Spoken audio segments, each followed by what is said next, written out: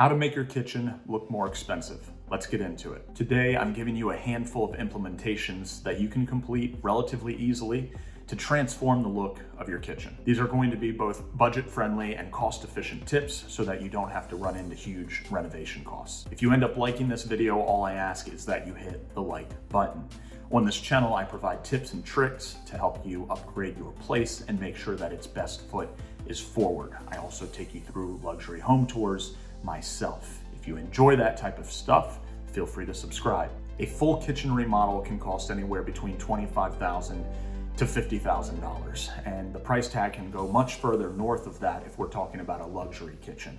However, with a little creativity and some guidance, a smaller budget can go a really long way. And just to be clear, your kitchen does not need to be old or worn out in order to incorporate these tips. You could just be tired of the way your kitchen looks and want to do something different. Let's start with paint. It's one of the most simple things to do, and it has one of the largest impacts. Light wall colors like creams and beiges can transform a kitchen into elegance.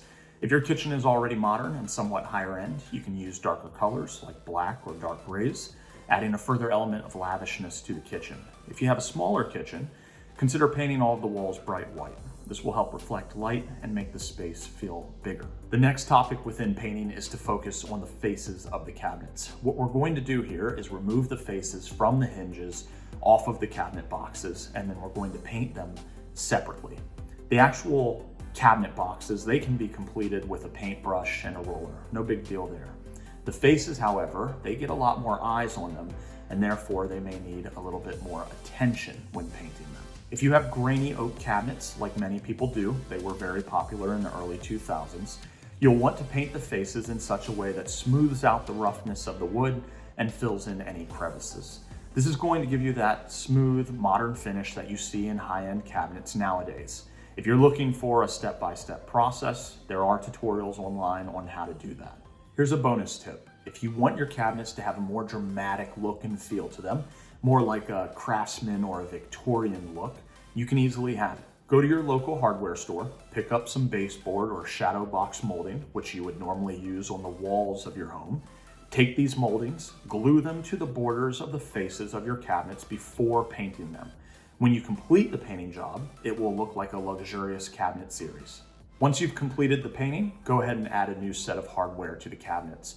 What this means is switching out all of the handles and visible hinges on the cabinets for a set that's more appealing in terms of color, shape, and finish. For example, if you've just painted your cabinets white, brass handles look really good. If there's no hope for the faces of your cabinets, or you're just tired of them, that's okay.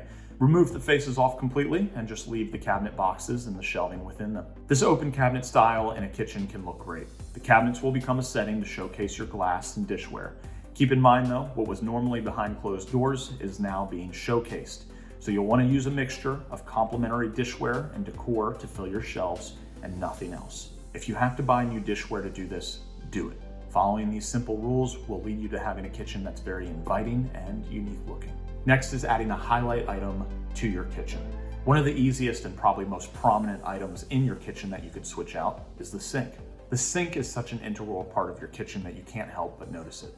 To make it a highlight piece, try replacing your sink with a deep copper or stone finish sink. One of my personal favorites is the matte gold stainless steel farmhouse sink. This will be a little pricier than a normal sink, but it could be the one thing that really makes your kitchen look more expensive than it is. While on the topic of highlights, let's talk about marble.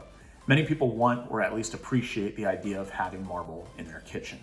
Now, rather than replacing all of your countertops with pure marble, which is a hefty price tag, you can add hints of it into your kitchen, which can also be transformative. A pre-cut piece of marble can sit on your countertop, acting as a cutting board or a baking area.